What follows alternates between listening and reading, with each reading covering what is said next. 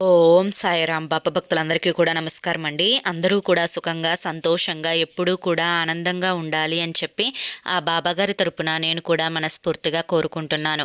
ఈరోజు బాబాగారు అందించే సందేశం ఏంటి అంటే కనుక, తల్లి, నన్ను పూజించి నన్ను నమ్మే ప్రతి ఒక్కరూ కూడా తప్పకుండా చూడాల్సిన వీడియో ఇది. షిరిడీ నుంచి వచ్చిన సందేశం. మరొక 3 రోజుల్లో నీ తలరాతే మారిపోబోతుందమ్మా అని చెప్పి ఏదో తెలియని సందేశాన్ని బాబాగారు ఈరోజు మన ముందుకు తీసుకొని వచ్చారండి. మరి ఆ సందేశం ఏంటో మీరు పూర్తిగా తెలుసుకోవాలి అనుకుంటే వీడియోని ఎక్కడా కూడా స్కిప్ చేయకుండా చివరి వరకు చూసే ప్రయత్నం చేయండి.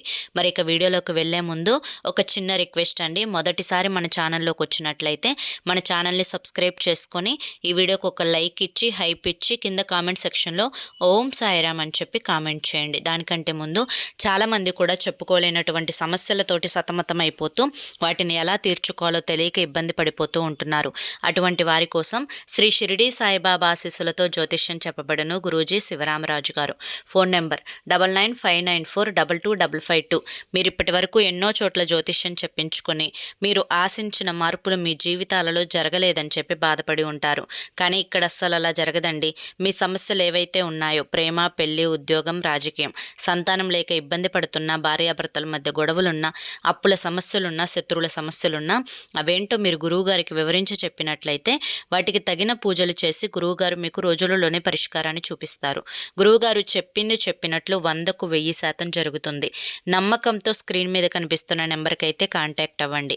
మాకున్నటువంటి ఎన్నో రకాలైన సమస్యలు కూడా గురువుగారు చేసిన పూజల వల్ల అన్నీ తీరి ఈ రోజున మేము ఆనందంగా ఉంటున్నాము.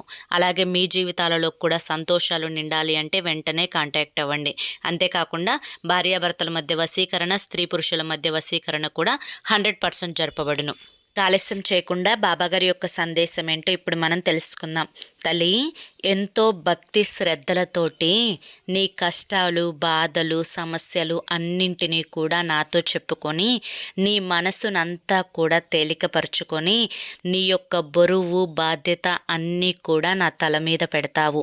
ఎందుకు అంటే కనుక నీ యొక్క కష్టాలను, బాధలను, సమస్యలను తీర్చడానికి నేనంటూ ఒకరిని ఉన్నాను అని చెప్పి నా మీద నమ్మకాన్ని ఉంచుతావు. నన్ను ఎంతో భక్తి శ్రద్ధలతోటి పూజించుకుంటూ ఉంటావు. అలాగే ఏదైనా కష్టం వచ్చినా, బాధ వచ్చినా వెంటనే బాబా నీ దేవాలయానికి వస్తాను, నీకు ఒక కొబ్బరికాయ కొడతాను బాబా, ఈ కష్టం నుంచి నన్ను గట్టెక్కించేలా చూడయ్యా అని చెప్పి నన్ను వెంటనే తలుచుకుంటావు. ఏదో ఒక రూపాన, ఏదో ఒక పరిస్థితులలో అయినా కానీ నా యొక్క నామస్మరణ అనేది నీ యొక్క నోటి వెంట తరచుగా వస్తూనే ఉంటుంది. కాబట్టే నీకున్నటువంటి మంచి మనసుకి, ఎదుటి వారికి హాని చేయనటువంటి మంచి మనసుకి, ఎప్పుడూ కూడా నీ కుటుంబం కోసం, నీ కోసం, నీ యొక్క భవిష్యత్తు కోసం ఎన్ని కష్టాలు ఎదురొచ్చినా, ఎన్ని సమస్యలను ఎదురొచ్చినా అన్నింటినీ కూడా తట్టుకొని నిలబడి ఈ రోజున ఒక స్థాయిలో ఉన్నావు అంటే కనుక దానికి కారణం కూడా నీ యొక్క మంచితనమే అని చెప్పి నేను చెప్తాను. కానీ నువ్వు ఆ యొక్క క్రెడిట్ని కూడా నా మీదనే వేస్తూ ఉన్నావు. బాబా, నీ యొక్క ఆశీర్వాద ఫలం ఉండబట్టే నేను ఈ రోజున కాస్తో కూస్తో ఒక ముద్ద అన్నమైన తినగలుగుతున్నాను, కొంచెం కంటి నిండా నిద్రపోగలుగుతున్నాను అని చెప్పి. ఎప్పుడైనా ఏ భగవంతుని యొక్క ఆశీర్వాదమైనా కానీ, ఏ భగవంతుని యొక్క కటాక్షమైనా కానీ ఒక మనిషి మీద పూర్తిగా ఉండాలి అంటే కనుక ఆ మనిషి ఎటువంటి పుణ్యకార్యాలు చేయాలి అంటే కనుక ఎవరికి కూడా కోట్లు కోట్లు దానాలు, ధర్మాలు చేయాల్సిన అవసరమే లేదు. అంతేకాకుండా కొన్ని లక్షలు ఖర్చులు పెట్టి పూజలు జరిపించాల్సిన అవసరమే లేదు. ఎవరైతే పేదరికంతో ఉంటారో, ఎవరైతే నడవలేని స్థితిలో ఉంటారో, ఎవరైతే చిన్న పిల్లలు పసి పిల్లలు భిక్షాటన చేసుకుంటూ ఎండలో మాడుతూ ఆ యొక్క డబ్బు కోసం, ఒక రూపాయి బిళ్ళ కోసం ఆ ఆకలి కడుపుతో ఎదురు చూస్తూ ఉంటారు. అటువంటి వారికి కనీసం నెలలో ఒక్క 3 రోజులైనా కానీ, కనీసం నెలలో ఒక్క ముగ్గురికైనా కానీ భోజనం పెట్టించినా కానీ కొన్ని జన్మల యొక్క పాప కర్మలనేవి నీకు తొలగిపోతాయి. కాబట్టి ఎప్పుడైనా కానీ అన్ని దానాలలో కల్లా కూడా అన్నదానం గొప్ప అని చెప్తారు. ఒక మనిషికి లక్షలు వస్తే కోట్లు కావాలి అంటారు. కోట్లు వస్తే మిలియన్లు కావాలి అంటారు.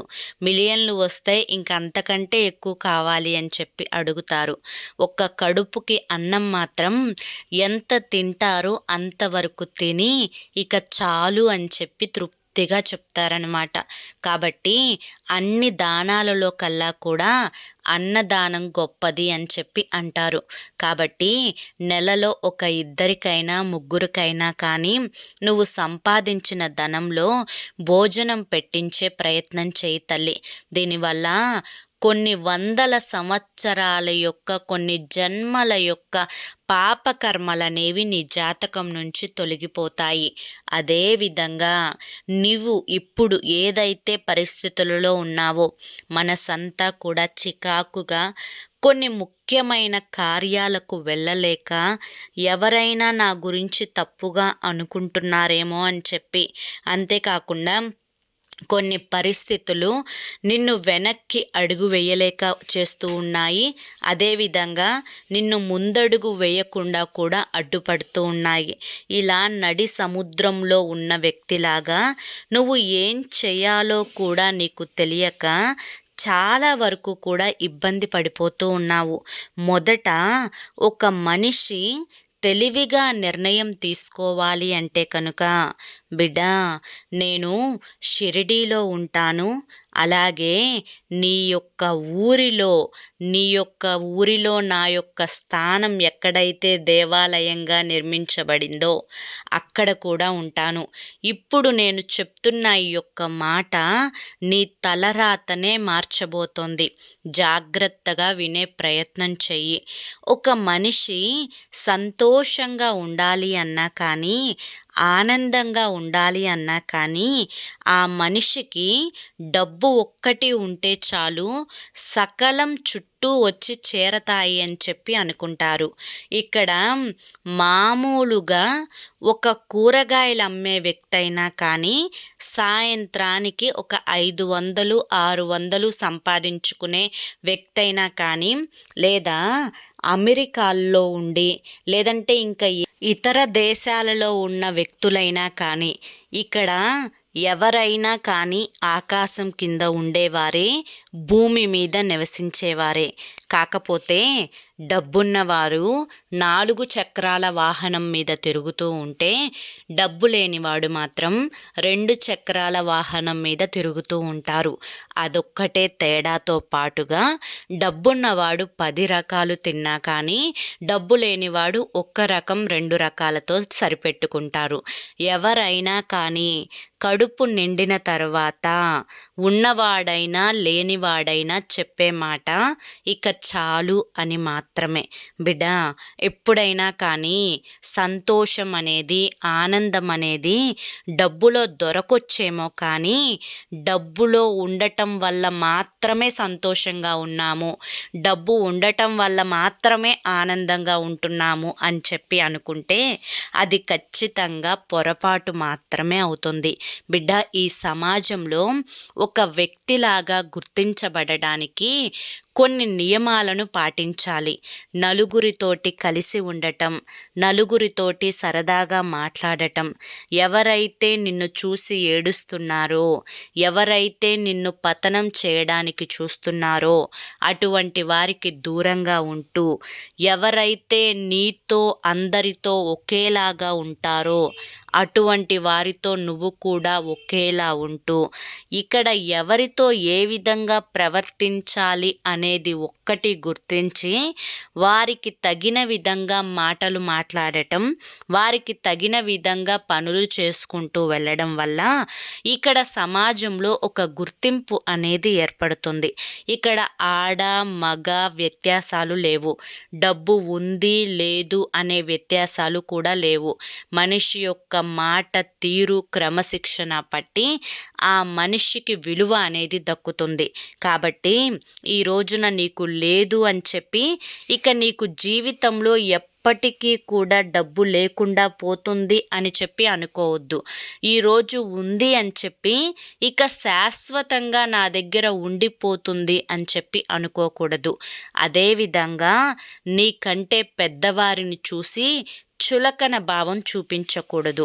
రేపటి రోజున నువ్వు అదే స్థాయికి వెళ్తావు అని చెప్పి గుర్తుంచుకోవాలి. ఈ యొక్క యవ్వనపు వయసు అనేది చాలా తక్కువ కాలమే ఉంటుంది. ఎవరైనా కానీ యవ్వనం నుంచి వృద్ధాప్యంలోకి అడుగు పెట్టాల్సిందే.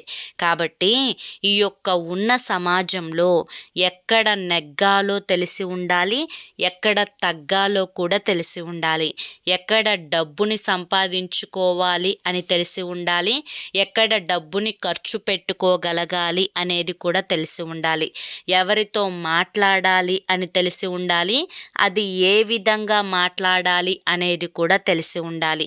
దీనిని బట్టి నీకు విలువ, గౌరవం, సమాజంలో ఒక మంచితనం, ఒక గుర్తింపు అనేవి ఏర్పడతాయి. అంతేకాని డబ్బుంది కదా అని చెప్పి నువ్వు 4 గోడల మధ్యనే కూర్చుంటే నీ చుట్టూ 10 మంది వచ్చి చేరరు. అదే లేదు కదా అని చెప్పి 10 మంది మీద అనవసరంగా తెలివితేటలు లేకుండా ఎగబడినంత మాత్రాన కూడా నిన్ను విలువగా చూడరు. ఏదైనా కానీ మాట్లాడే పద్ధతి, తీరు, ఏం మాట్లాడుతున్నాం, ఎంత అవసరం మేరకు మాట్లాడుతున్నాం, ఇక్కడ మాట్లాడాలా లేదా, ఇవన్నీ కూడా నీ యొక్క ఆలోచన, నీ యొక్క తెలివితేటలను బట్టి ఆధారపడి ఉంటాయి. అవే నీకు సమాజంలో గౌరవాన్ని, గుర్తింపును తీసుకొని వస్తాయి అన్న విషయాన్ని గుర్తుంచుకో. బిడ్డ, నీకు షిరిడీ నుంచి నేను అందిస్తున్న సందేశం ఇదే. ఇప్పుడు ఏ కష్ట సమయంలో నువ్వు ఉన్నావో, ఏదైతే మనసుకి తోచకుండా, ఏం చేయాలో కూడా అర్థం కాకుండా, ఎన్నో అనుమానాలను మనసులో పెట్టుకొని గందరగోళమైన పరిస్థితులను అనుభవిస్తూ ఉన్నావో, ఆ యొక్క గందరగోళమైన పరిస్థితులకి కూడా ఖచ్చితంగా నేను ఫుల్ స్టాప్ పెడతాను. కాబట్టి వాటి గురించి పదే పదే ఆలోచించుకుంటూ మనసుని పాడు చేసుకోకు. అదేవిధంగా ఎవరైతే నిన్ను చిన్నచూపు చూస్తున్నారో, ఎవరైతే నిన్ను హేళన చేస్తున్నారో, ఎవరైతే నీ మీద తక్కువ గౌరవాన్ని చూపిస్తూ ఉన్నారో అటువంటి వారికి కూడా దగ్గర అవ్వాలి అని చెప్పి ప్రయత్నించకు. కడుపులో లేని ప్రేమ, శ్రద్ధ, గౌరవం అనేవి కాళ్ళ మీద పడినా కూడా రావు అన్న విషయాన్ని గుర్తుంచుకో. కాబట్టి కొన్నిసార్లు నీకు విలువ లేని చోటికి కూడా నువ్వు వెళ్ళి నుంచోవాల్సి వస్తుంది. కాబట్టి అలా నుంచున్నప్పుడు నీ యొక్క మాట తీరు, నీ యొక్క చేతుల తీరు, పనితీరు, ప్రవర్తన అనేది ఎంతవరకు 100% ఇవ్వగలుగుతున్నానా అని ఆలోచించుకుంటే దానివల్ల నీ యొక్క గౌరవ మర్యాదలు అనేవి పెరుగుతాయి అని చెప్పి గుర్తుంచుకో. ఏదైతే ఇప్పుడు నీ యొక్క మనసులో కొన్ని ప్రశ్నలైతే ఉన్నాయో ఆ ప్రతి ప్రశ్నకు కూడా సమాధానాన్ని ఖచ్చితంగా నీకు అందేలా చూస్తాను. నువ్వు నన్ను నమ్ముకున్నావు కాబట్టి నీ యొక్క తలరాతని ఖచ్చితంగా మారుస్తాను. ఇప్పుడున్న ఈ కష్టాలే శాశ్వతం, ఇదంతా అని నీ జీవితం అనుకోకు. ఇంకా ఇంతటితోటి, ఈ రోజుతోటి లేదా రేపటితోటి నీ జీవితం అయిపోదు. ఎప్పుడైనా కానీ చీకటి వెనకమాల వెలుతురు అనేది ఏ విధంగా వస్తుందో, ఎప్పుడైతే సూర్యుడు అనేది అస్తమించిన తరువాత చంద్రుడు వస్తాడో, చంద్రుడు అస్తమించిన తరువాత మళ్ళీ సూర్యుడు ఉదయిస్తాడో, అదేవిధంగా జీవితంలో కష్టాలు పోతాయి, సంతోషాలు వస్తాయి. అలా అని చెప్పి అవి శాశ్వతంగా ఉండవు. సంతోషాలు పోతాయి, మళ్ళీ కష్టాలు వస్తాయి. ప్రతి పరిస్థితిని కూడా తట్టుకొని నిలబడగలిగే విధంగా నీ యొక్క మానసిక స్థితిని నువ్వు సరిచేసుకోవాలి. ప్రతి దానికి కూడా భయపడటం, అలజడికి గురి అవ్వటం, ఏమన్నా అయిపోతుందేమో అని చెప్పి కంగారు పడటం, వాళ్ళేమనుకుంటారో వీళ్ళేమనుకుంటారో అని చెప్పి చేసుకునే పనులను వాయిదా వేసుకోవడం, ఈరోజు చేయాల్సిన పని రేపు చేద్దాంలే అని చెప్పి పక్కన పడవేయటం, కొన్ని ముఖ్యమైన వాటికి వెళ్లకుండా దూరంగా ఉండటం, 4 గోడల మధ్యనే ఉండి ఇదే ప్రపంచం అని చెప్పి అనుకొని ఈ యొక్క ప్రపంచంలో నాకంటూ విలువ లేదే అని చెప్పి ఒక్కదానివే కళ్ళ వెంట నీళ్లు పెట్టుకోవడం, దీనివల్ల నీకు పైసా కూడా ఉపయోగం ఉండదు. ఏదైతే నువ్వు చేయగలుగుతావో, ఏ పని మీద అయితే నీకు శ్రద్ధ ఆసక్తి ఉంటాయో ఆ పనుల మీద దృష్టిని పెట్టి వాటిలో కనుక ఒక మెట్టు ఎదగగలిగావు అంటే కనుక ఎవరైతే నిన్ను హేళన చేశారో, చిన్నచూపు చూశారో, తక్కువ చేసి మాట్లాడారో వారందరూ కూడా నీకు గౌరవాన్ని ఇస్తారు. నీకంటూ ఒక ప్రత్యేకమైన గుర్తింపుని ఇస్తారు. ఎదుటి వారు ఒకవేళ నువ్వు నొచ్చుకునే విధంగా ఒక మాటను కనుక అన్నట్లయితే వారికి గట్టిగా సమాధానం ఇవ్వడం కూడా నేర్చుకోవాలి. ప్రతి దానికి కూడా వాదనాడటం, గొడవ పడటం, లేనిపోని అర్థం లేని మాటలు మాట్లాడుకుంటూ వెళ్ళడం, దీనివల్ల కూడా మనిషి యొక్క ప్రవర్తన మంచిది కాదు అని చెప్పి, ఆ మనిషి దేనికైనా కానీ తెగిడుస్తాడు అని చెప్పి, గొడవల మారి మనిషి, తగువుల మారి మనిషి అని చెప్పి ఒక చెడ్డ పేరునైతే వస్తుందన్నమాట. కాబట్టి ఆ చెడ్డ పేరు రాకుండా ఉండటానికి కొన్నిసార్లు మౌనం అనేది చాలా వరకు కూడా ఉపయోగపడుతుంది. కాబట్టి ఎక్కడ నోరు తెరవాలి, ఎక్కడ మౌనంగా ఉండాలి అనే విషయాల పట్ల కూడా నీకు పూర్తిగా శ్రద్ధ ఉండాలి. అలా లేనప్పుడు కొన్ని అవమానాలను ఎదుర్కోవాల్సి వస్తుంది. ఈ జీవితం అనేది చాలా చిన్నది తల్లి. ఇందులో వచ్చే ప్రతిరోజు కూడా విలువైనది. గడిచిపోయిన గంట మళ్ళీ వెనక్కి నీ కోసం తిరిగి రాదు. కాబట్టి ఈ రోజున నువ్వు ఏం చేస్తున్నావు, ఎంతవరకు ఉపయోగపడే పనులు చేస్తున్నావు, ఎంతవరకు ఉపయోగం లేని పనులు చేస్తున్నావు, ఎవరు నీకు విలువనిస్తున్నారు, ఎవరితో మాట్లాడటం వల్ల నీ మనసు సంతోషంగా ఉంటుంది, ఎవరు నిన్ను వెనక్కి లాగే ప్రయత్నం చేస్తున్నారు, ఎవరితో మాట్లాడడం వల్ల నీకు కష్టంగా ఇష్టం లేని విధంగా అనిపిస్తుంది, అటువంటి వారిని ఖచ్చితంగా నీ మనసుకి కానీ నీకు కానీ నష్టం చేసే వారిని 100కు 1000% దూరం పెట్టే ప్రయత్నం అయితే చెయ్యి. ఎందుకంటే వారి యొక్క టార్గెట్ అనేది నిన్ను కష్టపెట్టడం, నిన్ను ఏడిపించడం, నిన్ను అధఃపాతాళానికి తొక్కడం. ఎప్పుడైతే మనిషికి శత్రువులు ఎక్కువగా ఉంటారో, ఎప్పుడైతే ఒక మనిషి గురించి చాటుగా చెప్పుకుంటూ ఉంటారో ఆటోమేటిక్గా ఆ చెప్పుకునే వ్యక్తులు ఈ వ్యక్తి మీద గెలవలేరు అని చెప్పి, ఆ వ్యక్తి దగ్గర ఉన్న టాలెంట్ అనేది ఈ వ్యక్తుల దగ్గర లేదు అని చెప్పి, ఆ వ్యక్తి ఏదైనా కానీ చేయగలిగే సమర్థుడు, బాగా తెలివైన వాడు అని చెప్పి అనుకొని అటువంటి వారిని ఒంటరిగా వదిల్చే ప్రయత్నం అయితే ఈ సమాజం చేస్తూ ఉంటుంది. కాబట్టి ఒంటరిగా ఉన్నాను కదా అని చెప్పి భయపడిపోవడం, బెంబేలెత్తిపోవడం ఇటువంటివి చేయకు. నీవు ఒంటరిగా ఉన్నావు అంటే కనుక దాన్ని నువ్వు అదృష్టంగా భావించాలి. ఎందుకంటే ఈ యొక్క ఒంటరితనం నుంచే నీలో ఒక విజయం అనేది ఆరంభమవుతుంది. నీకు ఏం చేయాలో దాని మీద శ్రద్ధ పెరుగుతుంది. ఏది మాట్లాడాలో ఆ విషయాలు నీకు పూర్తిగా తెలుస్తాయి.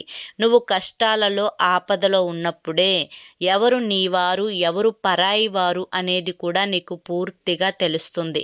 కాబట్టి ప్రతి మంచిని ప్రతి చెడును కూడా అంచనా వేసుకొని జీవితంలో ఒక్కొక్కరి యొక్క ప్రతిరూపం ఏ విధంగా ఉంటుందో, వారి యొక్క మనస్థితి ఏ విధంగా ఉంటుందో, ఎక్కడా కూడా కోపాన్ని కానీ ఆవేశాన్ని కానీ చూపించకుండా ఎక్కడైతే తగ్గాలో, ఎక్కడైతే నెగ్గుతా రావాలో అన్నింటినీ కూడా తెలుసుకొని జీవితంలో అడుగు ముందుకు వేసినప్పుడే నీ తలరాతలో అద్భుతమైన మార్పులు అనేవి చోటు చేసుకుంటాయి.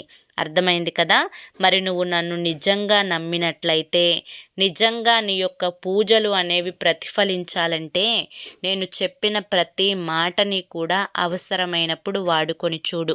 అసలు జీవితం అనేది నీకు కళ్ళకు కట్టినట్లుగా సంతోషంగా కనిపించేస్తుంది అని చెప్పి ఈరోజు బాబాగారు మనకి చాలా చక్కటి సందేశాన్ని అందించారండి. మరి ఈ సందేశంలో ఎంతో గొప్ప ఆంతర్యం ఉంది, మనం అర్థం చేసుకోవాలి. కానీ మరి ఈ సందేశం మీ అందరికీ కూడా నచ్చింది, అర్థమైంది అని చెప్పి అనుకుంటున్నాను. నచ్చింది, అర్థమైంది అని చెప్పి అనిపిస్తే ఈ వీడియోకి ఒక లైక్ ఇవ్వండి. లైక్ ఇచ్చిన వెంటనే హైప్ అని వస్తుంది, హైప్ ఇవ్వండి. కింద కామెంట్ సెక్షన్లో ఓం సాయిరామ్ అని చెప్పి కామెంట్ చేయండి. రేపు మరొక మంచి వీడియోతోటి మళ్ళీ కలుసుకుందాం. అంతవరకు కూడా బాబాగారి యొక్క ఆశీస్సులు అనేవి మీ మీద, మీ కుటుంబ సభ్యుల మీద ఎల్లకాలం ఉండాలి అని చెప్పి మనస్ఫూర్తిగా కోరుకుంటూ సర్వేజన సుఖినో భవంతు. ఓం సాయిరామ్.